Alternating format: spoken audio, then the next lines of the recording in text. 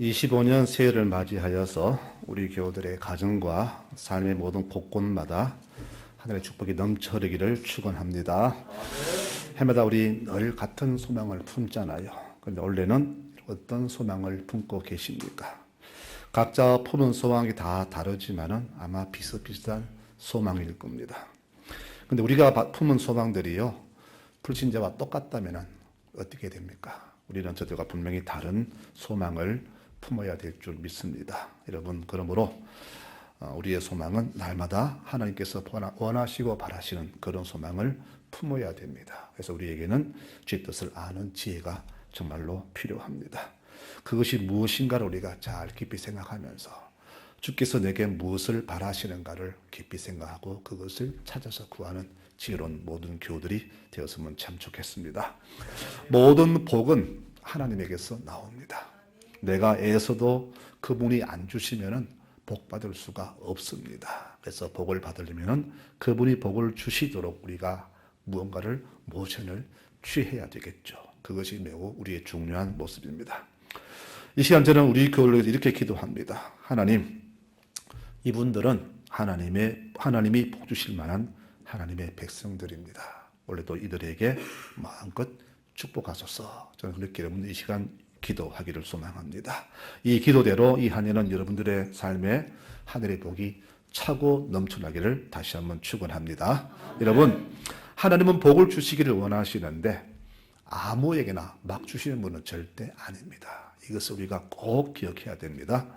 우리에게 복을 받으려는, 하나님을 감동시키려는 노력과 자세가 반드시 필요하다는 그런 이야기입니다. 교우들 중에서 유별나게 복받는 집이 있지요. 이걸 보기에도 저 집은 정말로 복받는 집이다. 그런 집이 있습니다. 왜 그럴까? 여러분 잘 살펴보시면은 그 집이 복받을 만한 모습을 가지고 있음을 보게 될 겁니다. 하나님은 사람 차별하나 불평하지 말고 왜 저 집이, 저 사람이 복을 받는가? 그것을 찾아낼 수 있는 영안이 우리에게 필요합니다. 그래서 그것을 찾아내어서 그렇게 살면은 우리도 그분들처럼 복을 받으며 살 수가 있다는 것을 서두에 말씀을 드립니다. 오늘 읽은 말씀은 솔로몬이 어떤 소원을 구했는가 이것을 말씀드리려고 합니다. 물론 그가 애를 썼다고 해서 복 받은 것은 아닙니다. 하나님이 주셨기 때문에 받을 수밖에 없었죠. 하지만 솔로몬도 이 복을 받기 위해서 나름의 수고를 했다는 것을 우리는 절대 잊어서는 안 될 겁니다. 이 사실을 염두에 두시면서 우리는 이 한 해에 하늘의 복을 받기에 어떤 수고와 자세를 가져야 할 것인가에 대해서 말씀을 상고해 보도록 합니다. 우리의 소원이 별거 없습니다. 내 자녀가 잘 되기를 바라는 것이 부모의 소원이고 온 가족이 올해도 건강하고 큰일 없이 잘 지내는 것 모두가 똑같은 소원입니다. 그렇죠? 그런데 하나님 바라시는 소원은 그게 아닌 것 같아요. 그분은 우리에게 다른 소망을 그분은 원하시는 것 같습니다. 시편 81편에 말합니다. 네 입을 크게 열어라. 내가 채워주겠다 하셨습니다. 여러분, 내 자녀가 잘 되고 건강하고 별것이 잘 사는 것은 누구나 다 원하는 것이고 다 주어지는 그런 복입니다. 하나님께서는 이런 육신적 복 말고 하나님 자녀가 많이 받을 수 있는 그런 복을 주시기를 원하시는데 우리는 그것을 구하지 않는단 말입니다. 그래서 우리에게 이 복을 구하기를 원합니다. 그래서 우리 있는 자들의 소원은 세상과는 다른 크기의 복 그리고 깊이와 높이가 다른 소망을 주께 구해야 됩니다. 여러분 원래는 이런 복을 구하시기를 바랍니다. 그리고 오늘 이 복을 얻기 위해서 우리가 해야 할 일이 몇 가지가 있는데 그것이 무엇인가 이 시간 말씀을 드리려고 합니다. 첫 번째는요. 제일 먼저 여러분 중요한 겁니다. 하나님을 찾아야 됩니다. 하나님 찾는 것이 복된 길입니다. 솔로몬이 왕이 되어서 제일 먼저 한 것이 뭐냐? 성전을 찾았습니다. 자, 성전 찾아서 하나님께 예배를 드렸다고 성경은 말합니다. 여러분, 우리는요, 하나님 예배하라고 부름받은 백성들입니다. 다른 이유 없습니다. 그래서 우리는 하나님을 예배해야 합니다. 또 그분은 우리에게서 예배를 받으시기를 바랍니다. 그분 제일 좋아하시는 것이 뭐냐? 우리의 예배를 받으시는 겁니다. 여러분, 모든 사람이 참 돈을 좋아하고 건강 좋아하잖아요. 이처럼 하나님은 우리 교우들의 예배를 받으시기를 가장 기뻐하십니다. 이사야 말씀하잖아요. 이 백성은 내가 나를 위하여 불렀다. 왜? 나를 예배하라고 그렇게 불렀다. 그렇게 우리를 부르신 목적을 말씀합니다. 복받은 사람들을 가만히 보면은요, 무엇보다 예배에 최선을 다한 사람들입니다. 내가 예배에 충실했다는 것은 뭡니까? 하나님께 나의 전부를 다 드렸다는 그런 말이 되겠죠. 평생 예배 드리는데 뭐 빠지면 좀 어떨까? 가정사 이런저런 문제를 빠지면 어떨까 하는 분이 있습니다. 한두 빠져도 되겠지. 뭐 별일이 있겠나? 별일은 없을 겁니다. 하지만 진실한 예배자는요, 그런 생각조차 하지 않습니다. 내가 빠지게 되면은 왜 빠져야 될까 하면서 심히 근심하고 걱정하고 죄스러운 마음을 항상 품고 있어요. 그런데 예배를 등한시한 사람은 뭐 그럴 수도 있지. 내가 우선이지. 집안 일인데 이런저런 이유 되면서 예배를 빠지는데 여러분 그런 사람은 복받을 생각하지 마시기 바랍니다. 오늘 솔로몬 보십시오. 1000번 예배를 드렸다는 것은요. 온 힘을 다해서 하나님 기뻐하시는 예배를 드리는 그런 말이 되지 않겠습니까? 예배는요. 하나님의 마음을 감동시킵니다. 그분이 감동하시면은 무엇이든 다 주시잖아요. 자, 노아가 홍수 위에 그 짐승을 잡아서 예배 드렸습니다. 얼마나 간절한 예배였을까? 이 홍수 난리 속에서 우리 가족을 살려주시고 생명 보존하신 것 얼마나 감사할까요? 온 정성 다해서 예배 드렸더니 하나님이 그 예배를 받으시고 기뻐하셨습니다. 성경은 그 예배를 흠양하셨다 이 말합니다. 흠양. 그리고 약속하시기를 내가 다시는 이 물로 세상을 멸망시키지 않겠다. 그렇게 노아와 약속을 하셨습니다. 하나님 감동시키는 길은요, 다른 게 아닙니다. 온전한 진실한 예배를 드리는 것입니다. 솔로몬은 바로 이것을 알았기 때문에 예배자로서 하나님을 감동시켜 드린 것입니다. 성도 여러분, 자신의 소망이 이루어지기를 원하십니까? 원래도 복받기를 원하십니까? 그렇다면은 하나님께 나 자신을 온전히 드리는 예배자로 살아가시기를 부탁을 드리겠습니다. 이것은 바로 예배자로 성실히 설 때 주께서는 우리 일을 보시고 우리에게 복을 주신다는 사실입니다. 원래는 참된 예배자로서 참된 예배를 온전히 드리는 한 해가 되시기를 바랍니다. 예배에 소홀한 것은 하나님에 대한 나의 태도가 소홀한 것이고 예배에 충실한 것은 하나님에 대한 나의 태도가 충실한 것임을 우리가 알 수가 있습니다. 이 한 해뿐 아니라 우리의 평생을 통해서 그 어떤 날에도 나는 부름받은 예배자로서 하나님을 기뻐하시게 하는 예배자로 서시기를 부탁을 드리겠습니다. 예배에 성공한 사람이 믿음에 성공한 사람입니다. 예배에 소홀한 사람은 믿음도 소홀한 사람입니다. 여러분 절대 예배를 소홀히 여기지 마시기 바랍니다. 하나님은 우리에게서 참된 예배를 받으시기를 소망합니다. 이런 예배 드리는 한 해가 되시기를 축원합니다. 이것이 바로 내 소망을 이루는 첫째 비결이라 그렇게 말씀을 드립니다. 두 번째는요. 예배에는 반드시 온전한 예물이 함께 드려야 된다는 것을 잊지 마시기 바랍니다. 솔로몬은 1000번의 예배에 1000번의 예물을 함께 드렸습니다. 몸만 드리는 예배는 절대 바른 예배가 아닙니다. 물론 없어서 못 드린 경우가 있죠. 그것은 하나님께서 다 아십니다. 그러나 모든 예배는 반드시 우리의 마음이 단 예물이 드려져야 됩니다.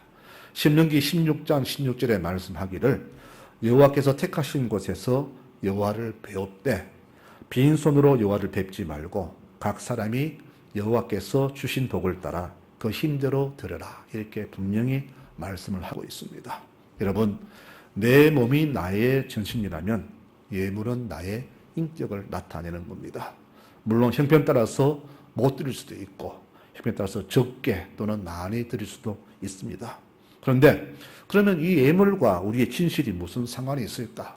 마음만 있으면 되지. 아닙니다. 분명히 상관관계가 있습니다. 물질은요, 내 삶에서 내 목숨만큼 귀하잖아요.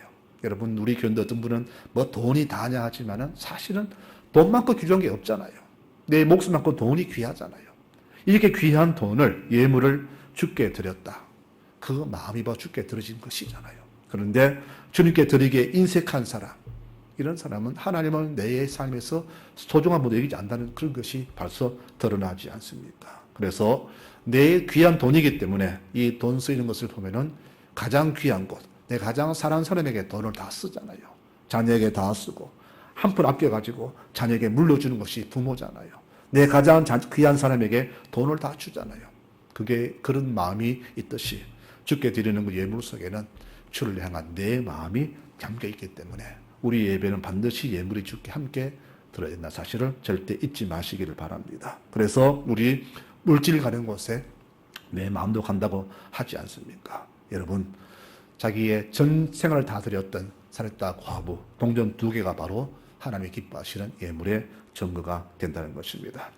오늘 1000번의 제사를 드렸다고 했습니다. 1000번은요, 숫자라는 의미보다는 솔로몬의 완벽하고 완전한 예배의 자세를 나타냅니다.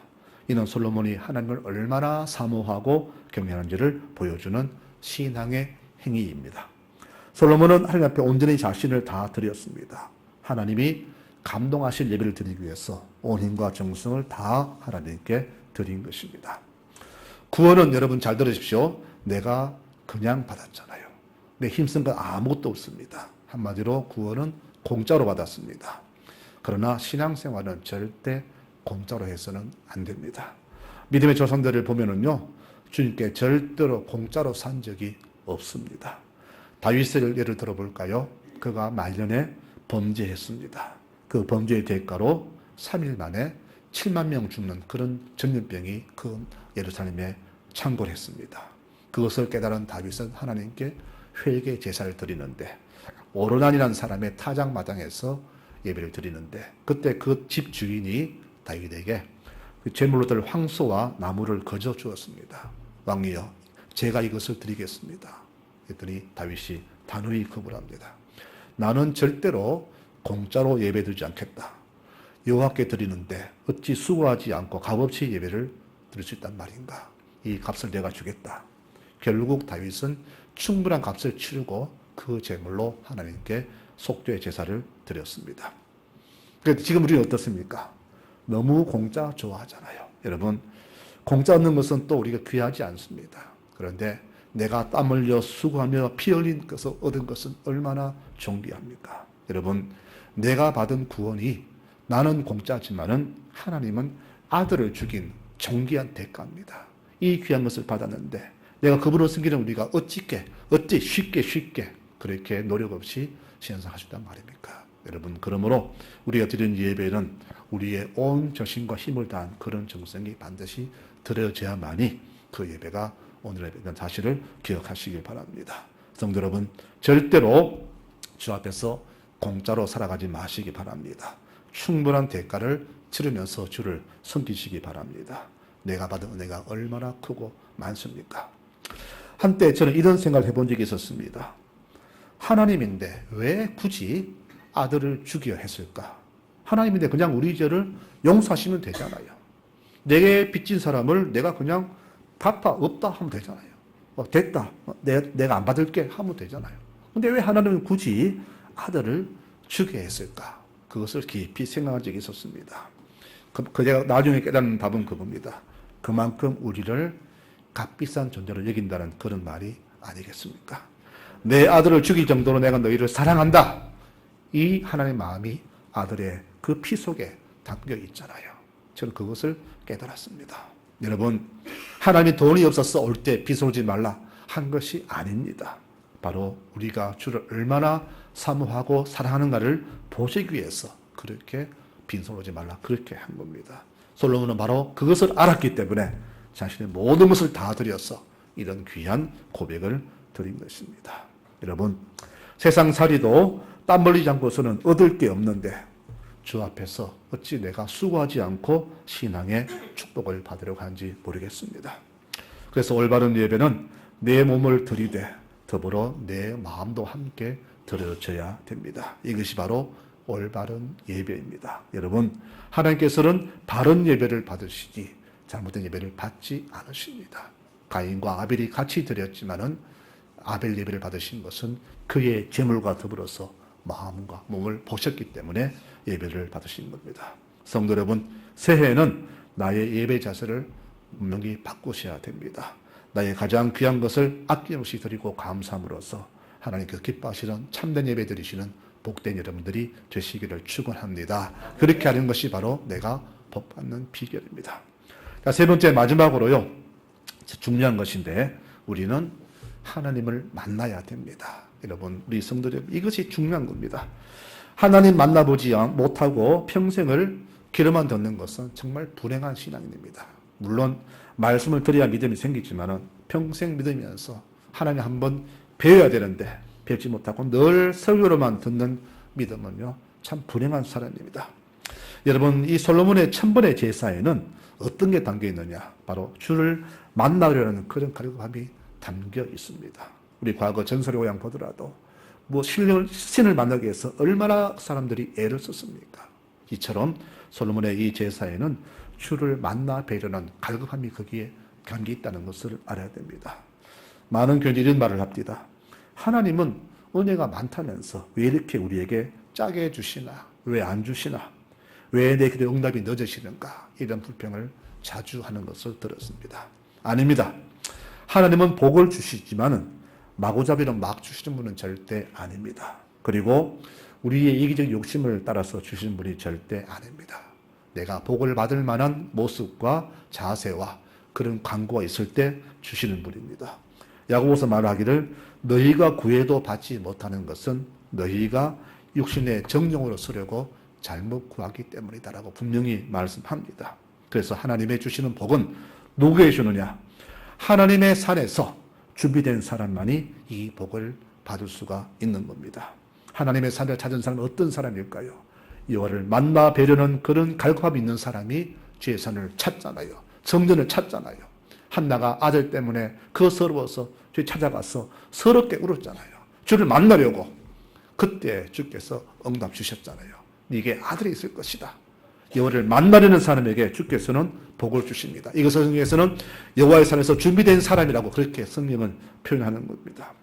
여러분, 하나님께 모든 것을 다 드리고 헌신하는 주변인 사람에게 하나님께서는 그 복을 한없이 베풀어 주심을 절대 잊지 마시기를 바랍니다. 그래서 오늘 이 천번의 제사는요, 바로 주를 만나 뵈려는 솔로몬의 그 갈급함이 묻어있는 그런 예배가 된다는 것이죠.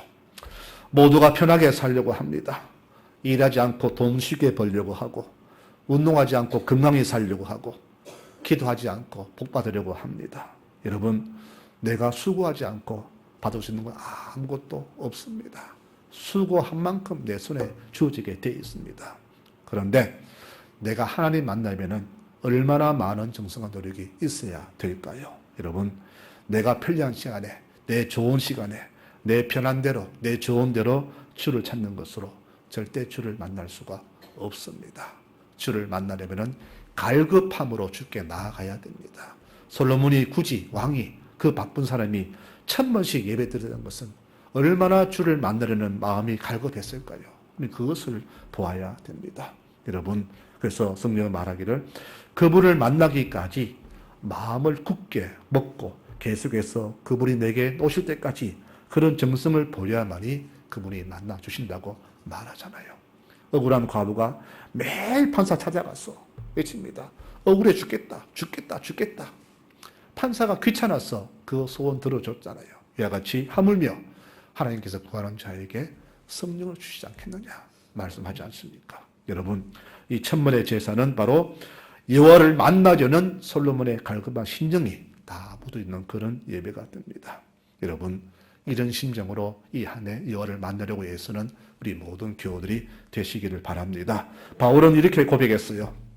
나는 이미 얻었다 함도 아니고 다 이뤘다 함도 아니라 오직 내가 예수께 잡힌 바 된 그것을 붙잡으려고 앞으로 달려간다 했습니다. 예수를 만나려고 만났지만은 또 만나려고 계속해서 평생을 달려간다 그랬습니다. 많은 것을 다 이루었습니다. 하지만 고백합니다. 아니다. 나 아직 잡을 것이 많다. 그래서 나는 잡은 것은 잊어버리고 아직 잡지 못한 새로운 예수를 만나려고 지금도 달려간다라고 이렇게 빌립보서에서 고백을 했습니다. 여러분, 하나님은 내 눈에 보이도록 표면에 계신 분이 아닙니다. 그분은 은밀한 곳에 계신다 그랬습니다. 하지만 우리가 그분을 만나려고 하면은 그분은 만나 주신 분이며 주님 계시는 그곳은 주께서 원하시면 내가 갈 수 있는 그런 곳이라는 것을 잊지 마시기 바랍니다. 한두 번 기도하고 한두 번 새끼 나와서 주여 하고 응답 없다고 멈추는 그런 모습으로는 절대 주를 만날 수가 없습니다. 정말로 간급한 심정으로 아니면 안 된다는 그런 마음으로 주를 찾을 때 주를 만날 수가 있음을 여러분 반드시 명심하시기 바랍니다. 이렇게 솔로몬이 주를 만나려고 이런 수고애를 썼습니다. 하나님 감동하셨죠. 그래서 주신 것이 바로 지혜라는 선물입니다. 여러분, 그러면 그 지혜가 뭘까? 오늘 말씀을 마무리하면서 지혜에 대해서 올바로 한번 찾아보고자 합니다. 지혜가 뭘까? 이 지혜는 정치적, 경제적 수단이 아닙니다. 처세술, 선거 전략이 아닙니다. 지혜는 IQ도 아니고 EQ도 아닙니다. 지혜는 뭐냐? 하나님을 두려워하는 마음을 지혜라 그렇게 말합니다. 잠언 9장 10절에 말하기를 여호와를 경외하는 것이 지혜라 그랬습니다. 여러분, 자, 경외가 지혜라면은 그 경외가 뭘까? 하나님 경외한다는 것은 하나님을 두려워하는 마음을 경외라 말합니다. 우리 자주 듣죠. 하나님을 경외합시다. 이 경외는 다른 게 아니에요. 하나님 공경이 아니라 하나님을 거룩하게 두려워하는 것을 경외라 그랬습니다. 즉 지혜는 뭘까요? 하나님을 거룩한 분으로 두려워하는 마음이 지혜입니다. 자, 그러면은 솔로몬이 왜 이 지혜를 구했을까요? 바로 하나님을 자기가 두려워해야만이 백성을 잘 다스릴 수 있기 때문입니다. 여러분, 군주가요, 왕이, 대통령이 하나님을 두려워하지 않으면 백성을 아주 하찮게 여깁니다. 이 백성을 볼 때마다 이 백성은 바로 하늘의 백성이다. 이 백성의 주인은 하나님이라는 사실을 아는 군주만이 백성을 받들어 섬기게 됐습니다. 그런데 왕이 하나님을 두려워하지 않는 사람은 백성을 개나 돼지나 소로 봅니다. 저것들은 내가 힘만 쓰면 다 돼. 저것들 뭘 걷어주면 다 따라와. 이런 마음을 품을 수밖에 없는 거예요. 그래서 폭군들의 특징이 뭐냐? 하나님을 두려워하지 않았다는 겁니다. 솔로몬은 알았습니다. 자기는 왕이었어요. 왕이라면 그 당시 신과 같은 존재입니다. 말하면 다 됩니다. 사람의 생사의 사건 한마디에 다 되는 사람이에요. 그런데 그가 하나님 두려웠다는 것은 뭡니까? 하나님을 두려워야만이 하나님의 백성을 내가 받들어 섬길 수 있기 때문에 이 백성을 잘 다스리기 위해서 무엇보다 하나님을 두려워하는 마음, 지혜를 달라 그렇게 간구한 것입니다. 여러분, 우리는 하나님을 정말로 두려워하며 살아가야 됩니다. 왜 살펴보면 믿는 사람들이 이렇게 악하게 살까요? 참으로 저는 이것을 많이 봅니다. 하나님을 두려워하지 않으니까 함부로 사는 거예요. 주 이름을 함부로 내뱉고 그분을 빙자하고 믿는 사람들이 모든 범죄에 다 가입되어 있고 악하게 사는 모든 것들 다 무슨 이유일까요? 하나님을 두려워하지 않기 때문입니다.